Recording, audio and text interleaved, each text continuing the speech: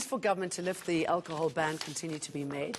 Now, a new international report has found that alcohol bans promote the development of parallel illicit markets. The report by the Transnational Alliance to Combat Illicit Trade also says bans drive the liquor industry into a financial abyss.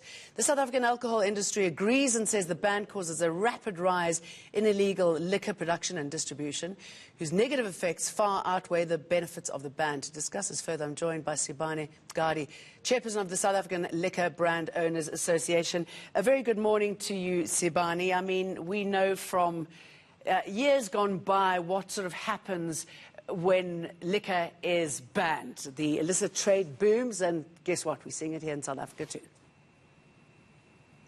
Yes, that's correct, Jane. I think the US is probably the best example of what happened when you apply prohibitionist regulations. You are developing a strong syndicate of smugglers who move products illegally throughout the country and do not pay excise taxes, and they actually undermine the overall legal framework of the country, and that's what we are experiencing here. In fact, the current ban shows us very clearly that there is a wide variety of networks working. It's those that are smuggling over the border into the country, and there are those who are selling legal products that they would have had possession of before the ban. And then the third element, probably the most worrying one, is the production of counterfeits. One of our members, 2 days after the president announced the ban on the 28th of December, that business was robbed at gunpoint, and all that was taken were closures of bottles, which we understand to be linked to the refilling of used branded bottles, where people refill it with illegal liquid and then sell it as genuine product to the public. And Sibani, I should imagine it's not just the small man on the street. I should imagine there's big money, big players behind what we're seeing here. Yeah, that's correct. That's why I'm saying if somebody can conduct an armed robbery in a production facility at night that is under proper security guard, it means it's people who are able to plan and execute their operations appropriately. We have noticed the rise in production, particularly from KZN of many spirit brands, and those they get smuggled into Gauteng, and there are many other activities, of course. There are also legitimate products that should have been exported to neighboring countries that do not leave the country, and they circulate in the South African market. And those products, if you are selling for outside of South Africa use, you therefore do not pay South Africa tax with an assumption that you will be liable for a tax in the destination country. Exactly. I mean, it didn't work during Prohibition. It didn't work during our last lockdown when you weren't allowed to sell, and it's certainly not working now. Would it make it any more palatable if you knew that those illicit industries were paying taxes? Because taxes are not coming from you, the sort of taxes that we need to pay for these vaccines.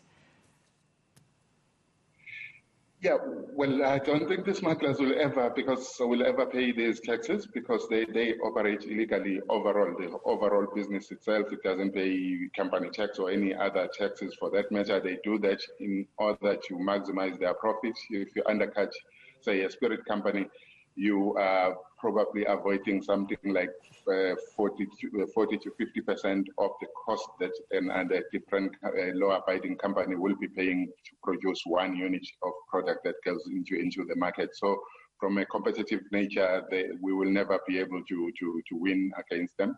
But the challenge really is if you shut down all of the channels, because we understand what the argument was with regard to what we call on consumption, where people sit down and gather and probably have consumption, and probably they travel, and therefore there might be other effects on trauma or injuries. We do not understand why up to now what we call the off consumption, that is purchase for home consumption, is prohibited, because it's got same level of risk as going to buy bread and you go home and consume that product under the current circumstances where gatherings and curfew are in place, and that shouldn't be posing any danger to the health system. Okay, so what do you think is behind this? I mean, what are you being told? And just let's get down to the nitty-gritty. I mean, how much are you losing? How many people are affected? Well, we support about 1 million livelihoods in this sector, overall value chain. Last count was the end of the last lockdown, the ban, which we lost 167,000 jobs that we estimate across the value chain. We are updating numbers now to reflect what the current lockdown is giving us, but certainly it will be deterioration of that. From our tax contribution, for instance, we contribute around about 47 billion, and that was down at lockdown level 2 by another 28% to about 34 billion rand. Already government has lost on our side.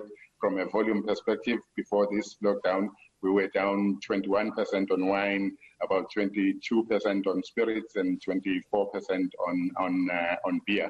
So it's devastating. It's not the way we can run the business. As you can see, some companies in the sector are beginning to retrench. Heineken has cut their jobs 7%.